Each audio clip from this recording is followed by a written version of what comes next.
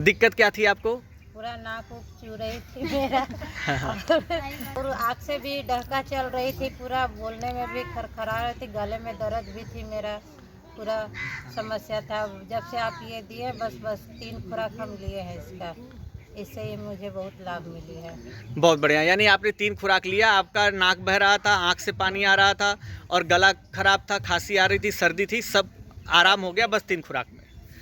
तो आपको इससे कैसा लाभ मिला? इससे लाभ मिला है सर हमको, मतलब 3 खुराक में ही हमको लाभ मिला इसका। अभी फिर इसका डोज नहीं लिया है। अच्छा, उसके बाद से फिर नहीं लिए हैं? नहीं, आपको आराम हो गया? हाँ जी। यानी कि 3 खुराक में आपका काम हो जी गया? जी। ठीक है।